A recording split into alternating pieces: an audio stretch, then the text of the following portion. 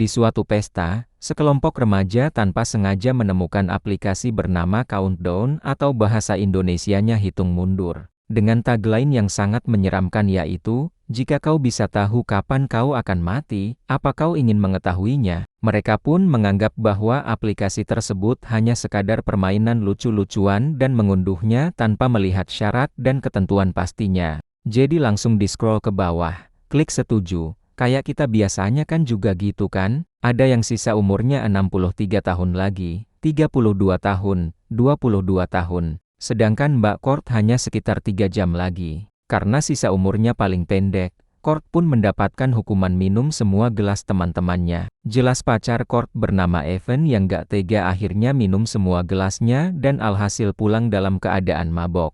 Kort yang masih ketar-ketir dengan aplikasi tersebut pun gak mau kenapa-kenapa di jalan karena cowoknya lagi mabok dan memutuskan untuk pulang berjalan kaki. Tapi tiba-tiba muncul notifikasi dari aplikasi Countdown bahwa Kort telah melanggar kesepakatan pengguna. Kesepakatan apa lagi ya kan? Kort pun gak peduli dan terus berjalan kaki ke rumahnya. Tak lama kemudian muncul sosok hitam mengikuti Kort. Tapi pas di toilet tidak ada siapa-siapa. Kort yang semakin panik karena sisa umurnya tinggal 1 menitan lagi, segera berlari ke rumahnya. Karena HP masih terus bergetar dengan baksound suara teriakan wanita, Kort yang merasa terganggu pun langsung mematikan HP-nya. Tapi tiba-tiba HP kembali menyala dengan sendirinya dan Kort pun tewas dengan cara yang sangat aneh dan mengerikan. Di saat yang sama ternyata Evan juga mengalami kecelakaan, di mana terlihat batang pohon yang tertancap di kursi penumpang sebelahnya. Itu artinya Kort akan tetap mati jika pulang naik mobil bersama pacarnya. Di sebuah rumah sakit, seorang suster magang yang cantiknya subhanallah bernama Gwen, merawat banyak pasien termasuk Evan karena tulangnya patah dan akan segera dioperasi. Setelah kematian kekasihnya, ternyata Evan mengunduh aplikasi Countdown dan terlihat sisa umurnya yang sekitar 19 jam lagi. Melihat itu jelas Gwen menganggap Evan hanya bercanda. Evan pun mengatakan jika dia awalnya juga berpikiran sama. Tapi ketika kekasihnya Kort mati di waktu yang tepat sesuai prediksi aplikasi tersebut, sekarang Evan pun mulai mempercayainya. Setelah Evan diminta kembali ke kamarnya, Gwen pun mendapatkan surprise dari teman-teman rumah sakitnya karena sudah lulus tes dan menjadi perawat tetap di sana. Mereka pun makan kue dan ngobrol-ngobrol tentang aplikasi aneh yang sering dibicarakan oleh Evan.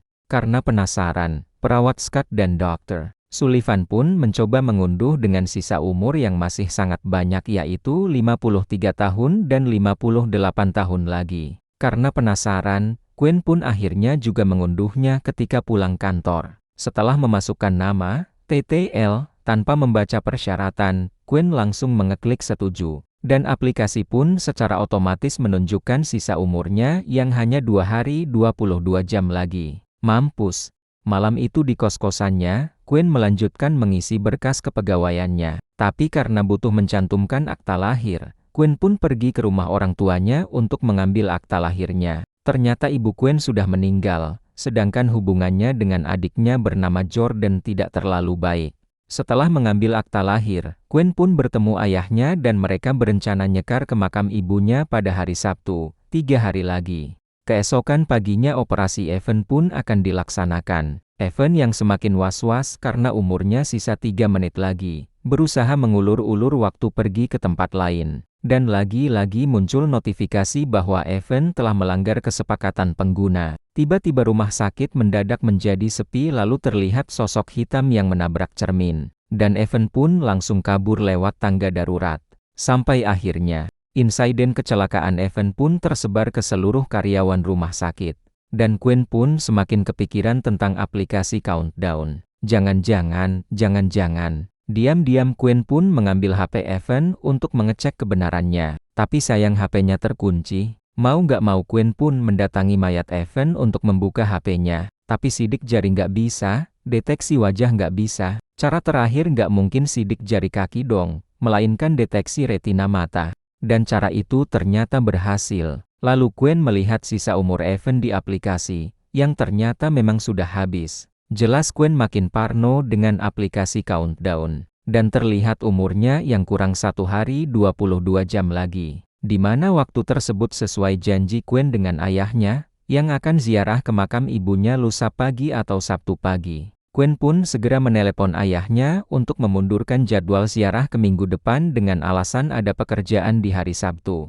Seperti biasa, karena berusaha mengubah sesuatu yang harusnya terjadi, muncul notifikasi bahwa Gwen sudah melanggar kesepakatan. Tak lama kemudian Dr. Sullivan pun meminta bantuannya untuk menyetel ulang info salah satu pasien. Karena Gwen terlihat tidak baik-baik saja dan banyak pikiran, Dr. Sullivan pun berusaha menenangkannya dengan cara memeluk yang cenderung cukup nafsu. Dan kan tiba-tiba Sullivan berusaha mencium paksa Gwen sampai membuatnya berteriak. Dr. Sullivan pun minta maaf karena tadi dia merasa hilaf. Dan lagi-lagi muncul notifikasi melanggar kesepakatan. Malam harinya di kosan, Gwen pun mencoba menguninstall aplikasi laknat tersebut tapi nggak bisa. Setelah itu Gwen mencari artikel tentang aplikasi Countdown. Dan ketemulah artikel kematiannya Kurt. Gwen pun akhirnya mengetahui bahwa Kurt adalah pacarnya Evan.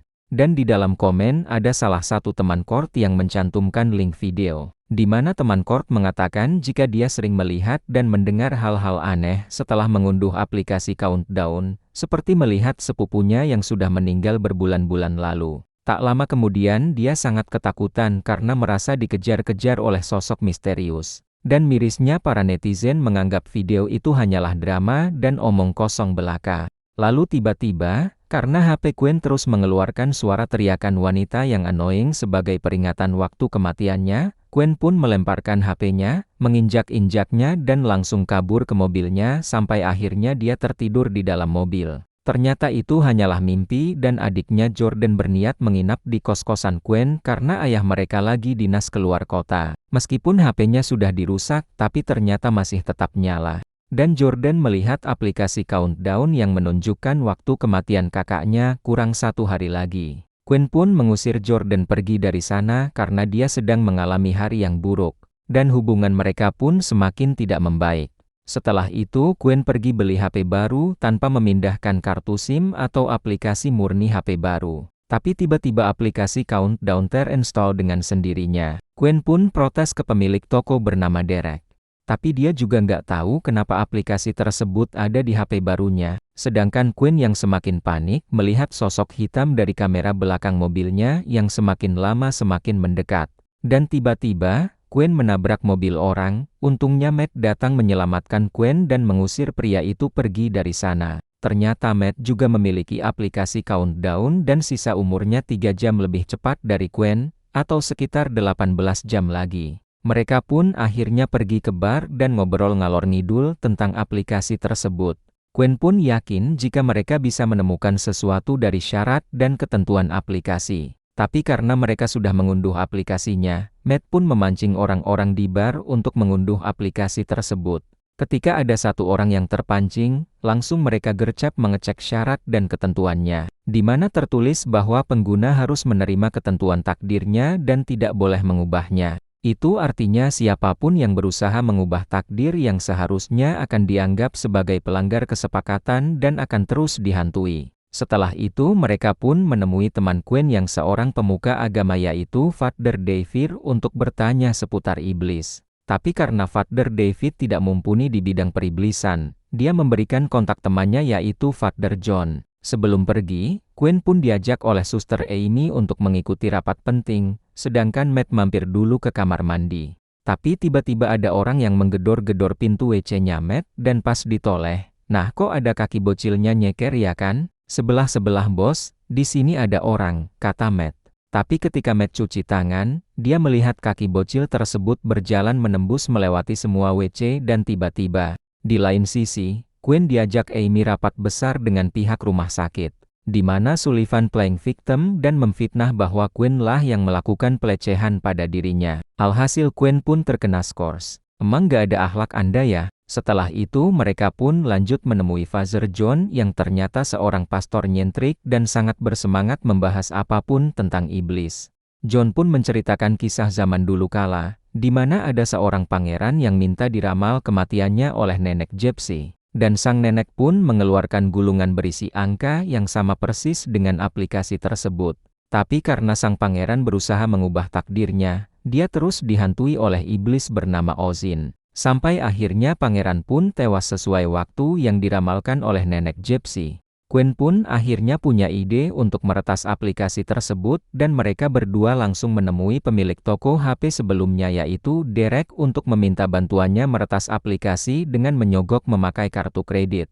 Setelah dicek ternyata ukuran aplikasi Countdown sangat-sangat besar, mencapai 60 gigabita, dan jelas itu sangat tidak masuk akal. Derek pun akhirnya berhasil membobol sistem dan terlihat banyak bahasa Latin. Juga ada nama-nama beserta sisa umur orang-orang yang sudah menginstal aplikasi Countdown. Derek yang juga sudah iseng-iseng menginstal aplikasi itu, mengubah sisa umurnya dari 32 tahun lagi menjadi 92 tahun dan wow ternyata berhasil loh. Lalu Gwen menemukan nama adiknya yang ternyata juga sudah menginstal aplikasi dengan waktu 3 menit lebih cepat dari kematian Gwen. Itu artinya mereka mati hampir bersamaan. Gwen pun langsung meminta Matt menambah sisa umur Jordan, dirinya, dan juga Matt.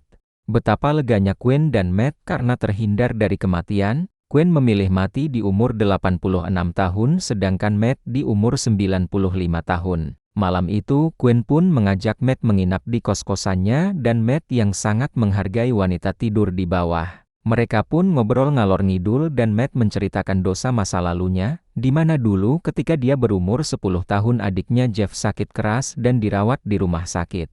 Orang tuanya membelikan banyak mainan untuk Jeff yang membuat Matt sangat iri dan Matt pun akhirnya merampas mainan tersebut. Sedangkan dosa masa lalu Gwen adalah saat dia minggat dari rumah karena diomelin emaknya gara-gara datang ke pesta malam-malam. Lalu saat ibunya pergi keluar mencari Gwen, naasnya dia tewas karena ditabrak pengemudi mabuk. Agar tidak kesepian malam itu Gwen pun mengajak Matt tidur seranjang, bisa gitu ya, coba kalau ada di posisi Matt pasti Anda sudah. Ternyata cara meretas aplikasi tidak berhasil. Waktu kematian mereka semua kembali seperti semula. Gwen pun mencoba menelepon Jordan berkali-kali tapi nggak diangkat-angkat. Sampai akhirnya Jordan melihat miss call kakaknya dan dia merasa seperti diikuti oleh sesuatu di rumahnya. Karena sangat ketakutan Jordan pun sembunyi di bawah ranjang. Lalu dia mulai mendengar suara almarhumah ibunya. Untungnya Gwen dan Matt datang tepat waktu. Lalu mereka bertiga pun langsung pergi ke gereja tempat Father John untuk menanyakan arti bahasa Latin di kode aplikasi. Ternyata kode tersebut berbunyi, mengetahui bahwa semua yang terjadi ternyata adalah kutukan. Pastor John pun sangat senang karena yang namanya kutukan bisa dihentikan. John menerangkan bahwa setan adalah ayah kebohongan. Satu saja kebohongan yang bisa dibuktikan maka kutukan tersebut pasti akan hilang untuk semua orang. John yakin jika ada orang yang bisa mati lebih cepat atau bisa mengulur waktu kematian meskipun hanya 1 detik. Maka kutukan aplikasi Countdown akan menghilang karena prediksi kematian dari iblis terbukti salah. John pun akan membuat simbol suci di mana ketika mereka masuk ke dalam garis tidak ada satupun iblis yang bisa melewatinya. Atau dengan kata lain mereka bisa hidup melebihi waktu kematiannya untuk menghilangkan kutukan tersebut. Simbol pun dibuat menggunakan garam yang dicampur dengan cat agar garam tidak berterbangan sambil terus diberkati oleh Father John. Sampai akhirnya simbol pun selesai dibuat tepat ketika waktu kematian Matt kurang 2 menit lagi. Jelas Matt mulai panik karena khawatir simbol itu tidak akan bekerja. Sebagai wanita yang memang sudah naksir dari awal bertemu, Gwen pun langsung mencium Matt agar dia bisa tenang. Tiba-tiba lampu ruangan mati dan mereka semua segera masuk ke simbol dengan Father John yang terus berdoa sambil memegang salibnya. Ternyata cara itu berhasil, lor, iblis Ozin tidak bisa masuk ke dalam simbol suci. Tapi tiba-tiba Matt merasa suasana menjadi hening. Gwen, Jordan, dan juga Father John menghilang begitu saja. Lalu Matt menemukan mainan milik adiknya Jeff yang dulu pernah dia colong. Dan muncullah Jeff yang menghasut minta mainannya dikembalikan. Tanpa sadar Matt pun akhirnya keluar dari garis. Dan yang terjadi, Gwen yang masih terpukul dengan kematian Matt melihat perut adiknya Jordan yang terluka parah karena tertusuk kayu dan langsung dilarikan ke rumah sakit.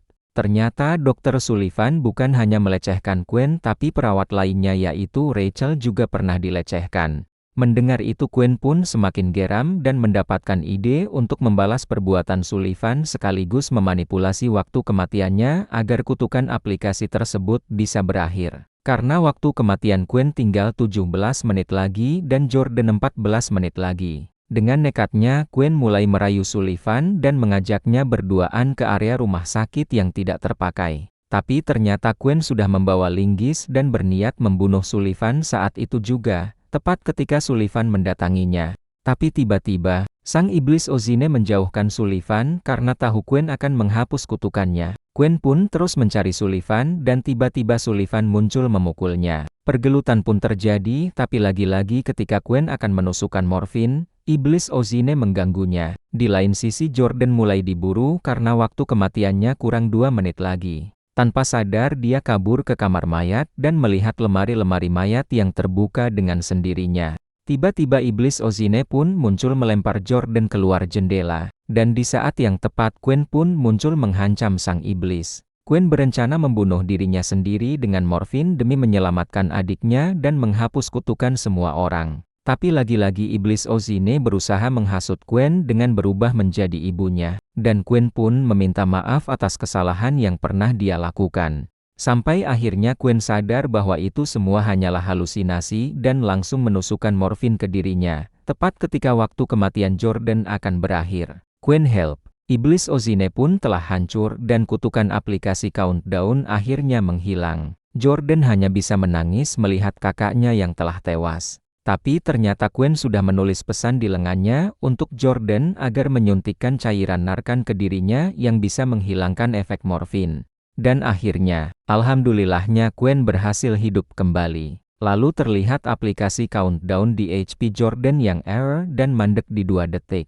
Sesuai janji, pagi itu Gwen, Jordan, dan ayahnya pun ziarah ke makam ibunya. Dan terlihat berita Dr. Sullivan yang sudah ditangkap karena banyak korban yang telah melaporkannya. Kapok, Gwen dan Jordan pun akan pergi ke rumah sakit sedangkan ayahnya pulang duluan ke rumah. Tapi tiba-tiba, muncul di notifikasi HP Gwen yaitu aplikasi Countdown versi 2.0 yang sudah terinstall. Apa yang terjadi? Belum selesai, lor. Ingat direksi pemilik toko HP? Dia yang sedang berkencan dengan wanita dari Tinder mendapatkan notif yang sama yaitu update aplikasi Countdown ke 2.0.